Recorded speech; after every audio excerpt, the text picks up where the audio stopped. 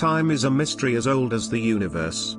It would appear to be through the endless womb of time and space that all things come into being, transform, and cease to be. We cannot assert a definition of time nor space to any substantial level, as neither exist in any substantial form. In reality, neither time nor space can be directly quantified except through relative equivalence to things existing through and within them. What we know for certain is that all that is, was, or will be, are occurring through time and space, and that our very definition of time is established through the measurement of observable cycles of bodies existing in space. Within this work we will explore the meaning of living in the moment, and examine how the present is the universal gateway between all dimensions of time and space. In every moment of our existence, there are roots and limbs that stretch forth long into the future and past. This partnership describes a trinity that travel along the lines of all three dimensions that formulate the material universe. These three dimensions exist only in time, while yet none describe time itself at all.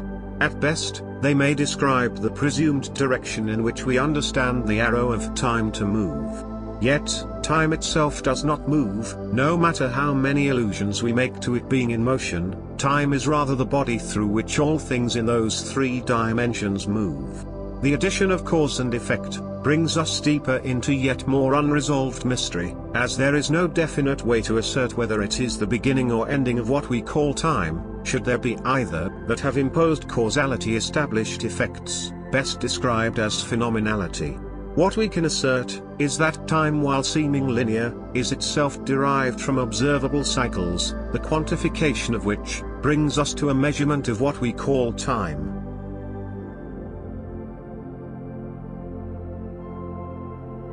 According to the laws of mathematics, there are intersecting points between the first and second Platonic solids, those being tetrahedral and cubic, which describe infinite higher dimensions, by way of intersectional extrusion. The main question to this observation being, are those dimensions actual, or are they only existing in terms of universal law? Let us examine our present moment. We are existing now. This can never change, and is a fixed universal law, that a thing cannot exist outside of the present. It has been ascertained by various quantum physics perspectives, that there is a fourth dimension which itself describes a state where all pasts, all futures, are existing concurrently with the present, much like a landscape. In the same way that a landscape may be traversed over a period of time, it can also be seen from a whole landscape, all at once. This is the idea of fourth dimensionality, that time would exist more as a unified hyperdimensional structure, rather than a linear continuum. The nature of these hyperdimensionalities are best described as folding into, and coming out of their own nature. Much like the Ouroboros depiction from our ancient ancestors. Let us continue to examine the nature of time in relation to dimensionality. If a distance between 2 points forms the first dimension x, within a flat plane, and a perpendicular extrusion to a y-axis upon the same plane then forms a second dimension, then the third dimension z, would in turn be created by extruding into a perpendicular plane at a 90-degree angle from the previous two intersections, thus acquiring volume or three-dimensionality. We only need do this one additional time at the exact point of the previous three intersections, and we have entered headlong into the realm of space-time.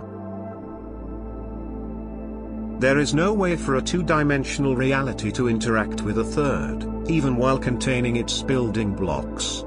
Yet, we could have a ball, which is in all three dimensions pressed down upon a flat two-dimensional surface.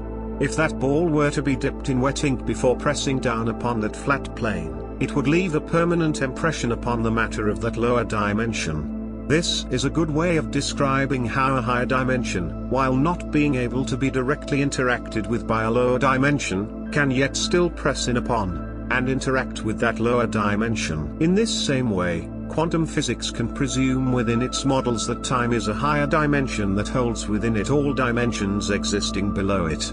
Every higher dimension in this way acts as a housing for the sum total of lower dimensional intersections. This brings us to our contemplation of the fifth dimension, a dimension best described as cause 5-dimensional, intersecting with time, 4-dimensional, space or volume, 3-dimensional, planar or flat, 2-dimensional, linear or straight 1-dimensional, and singularity, monadic, or non-dimensional. So, where does this leave us in the present moment? Before we can seize the essence of this eternal moment that is now, let us take one last look at what we have learned so far, and add to it, the final mechanic of these multidimensional intersective phenomena. We have established that every dimension is established by a single point or plane intersecting with another point or plane at perpendicular angles through a process called extrusion. Through this we have established that higher planes become the housing units for lower planar intersections, and that quite bizarrely, higher planar entities are capable of interacting in lower planes, while ruling out any possibility of lower planar entities interacting directly with any higher planar phenomena. This reads much like logical code in a computer algorithm. Now that we have these fundamentals established, we can move on to defining what it is, this thing we call a moment, and how the eternal now acts in the universal law, much the way a necklace thread acts to the beads strung upon it. Regardless of what is attached to that string, once it is in a closed loop, there is no escape for its contents from the inevitable reality of the thread that weaves through the observable destiny of all things. This takes us to cymatics, and the true meaning of what it means to live in the moment. It was said by Nikola Tesla, if you want to find the secrets of the universe, think in terms of energy, frequency, and vibration. Cymatics reveals to us how sound interacts with matter through exact cycles of wave oscillation causing sympathetic vibrations in specific modal patterns. In layman's terms, cymatics is the study of how specific frequencies of sound vibration cause fundamental platonic solids to appear as manifest from the otherwise disconnected and unordered medium in which that sound is made to effect with cyclic vibrations in a scale of frequencies. This phenomenon has been described by Evan Grant as a looking glass into a hidden world. Let us now get directly to the point of what it means to be living in the moment. To live in the moment is to live within a cycle, within a frequency, within a vibration of consciousness, as experienced in a brief portion of time.